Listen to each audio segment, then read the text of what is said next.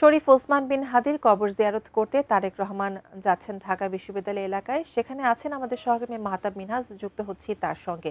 মাহতাব, তারেক রহমান এখানে আছেন এখন ঢাকা বিশ্ববিদ্যালয় এলাকায়। তিনি এখানে শরীফ ওসমান বিন হাদির কবর জিয়ারত করবেন।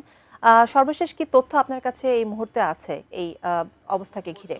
যারা আন্দোলনকারী রয়েছেন শরীফ ওসমান হাদির যে হত্যাকাণ্ড সেটির বিচারের দাবিতে তারা এখনো আজিজ সুপারমার্কেটের সামনে অবস্থান করছেন। আপনি জানেন যে এখানে কিছুক্ষণ আগেই বিএনপির ভারপ্রাপ্ত চেয়ারম্যান তারেক রহমান শরীফ ওসমান হাদির কবর জিয়ারত করতে এসেছিলেন।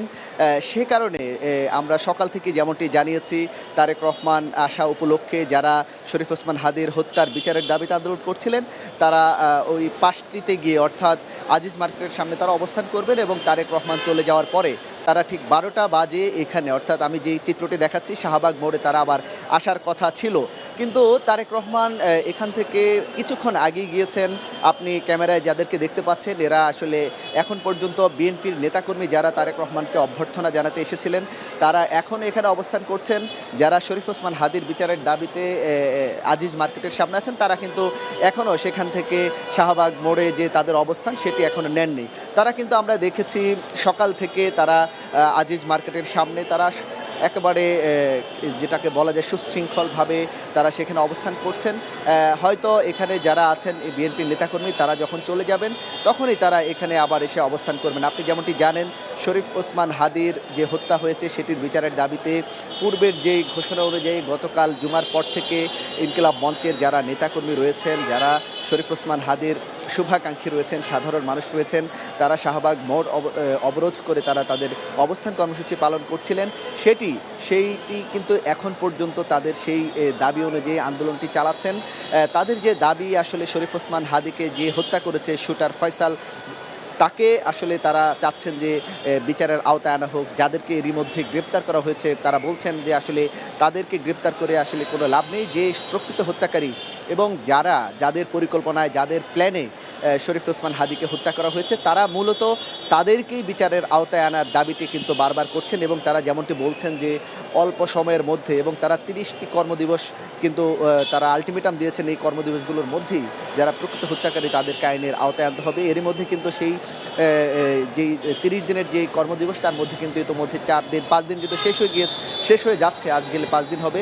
তো তারা বলছেন যদি সরকারের পক্ষ থেকে এর মধ্যে শরীফ ওসমান হাদির হত্যার বিচারের স্পষ্ট কোনো ঘোষণা না আসে বা যে হচ্ছে প্রকৃত হত্যাকারী তাকে আইনের আওতায় না আনা হয়, তাহলে তারা এই মুহূর্তে যে অবস্থান কর্মসূচি পালন করছেন, তারা এখানে যে দাবিগুলো জানাচ্ছেন তাদের কর্মসূচিকে তারা আরও বেগবান করবেন।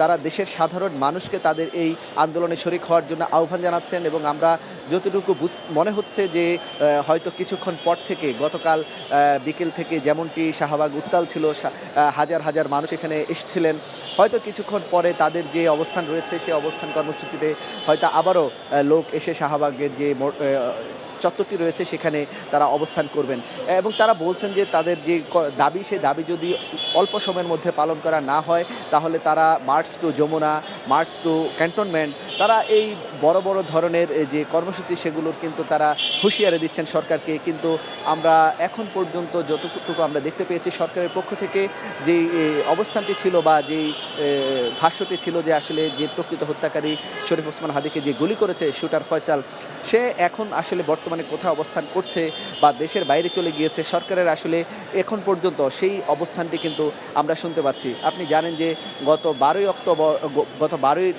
ডিসেম্বর শরীফ ওসমান হাদির উপর যে গুলিবর্ষণ হয়, তারপর কিন্তু যখন শরীফ ওসমান হাদি মৃত্যুবরণ করেন 18ই ডিসেম্বর, তখন থেকেই কিন্তু আসলে এই যারা শরীফ ওসমান হাদির যারা শুভাকাঙ্ক্ষী রয়েছেন, শরীফ ওসমান হাদির নিজের হাতে গড়া যে ইনকিলাব মঞ্চ রয়েছে সেই ইনকিলাব মঞ্চের যারা নেতাকর্মী রয়েছেন তারা কিন্তু তার হত্যার বিচারের দাবিতে কিন্তু তারা কিন্তু টানা কিন্তু আন্দোলন করছিলেন। মাঝখানে কয়েকদিন গ্যাপ ছিল, কিন্তু গতকাল বিকেল থেকে তাদের সেই আন্দোলনটি তারা আবারও শুরু করেন। সেই আন্দোলনটি এখনও চলছে।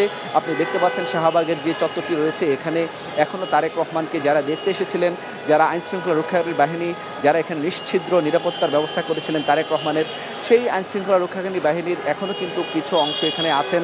এখনও কিন্তু যারা বিএনপির নেতাকর্মী তারাও এখনও আছেন। হয়তো কিছুক্ষণের মধ্যে এই জায়গাটি তারা ছেড়ে দিলে যারা শরীফ ওসমান হাদির বিচারের দাবিতে যারা এখন পর্যন্ত আজিজ সুপার মার্কেটের সামনে যারা অবস্থান করছেন তারা হয়তো কিছুক্ষণের মধ্যেই তারা এখানে এসে অবস্থান নেবেন। এবং এখানে আপনি যেমনটি দেখতে পেয়েছিলেন এখন পর্যন্ত যে যানবাহন চলাচল সেটিও কিন্তু স্বাভাবিক রয়েছে। আমরা যেমনটি জানি যারা এখানে অবস্থান করবেন তারা হয়তো অবস্থান করার পর আমরা সকাল থেকে যেমনটি দেখেছি যে যান চলাচল বন্ধ করে দিয়ে তারা অবস্থান কর্মসূচি পালন করছিলেন। হয়তো কিছুক্ষণ পর তারা অবস্থান করলে আবারও হয়তো যান চলাচল এখানে হয়তো বন্ধ হয়ে যেতে পারে। তো আমার কাছে এখন পর্যন্ত যে তথ্য রয়েছে হয়তো কিছুক্ষণের মধ্যেই যারা শরীফ ওসমান হাদির হত্যার বিচারের দাবিতে অবস্থান করছেন তারা কিছুক্ষণের মধ্যেই হয়তো শাহবাগ মোড়ে এসে অবস্থান করবেন। তা আমার কাছে এই ছিল সর্বশেষ পরিস্থিতি। মাহতাব, আপনাকে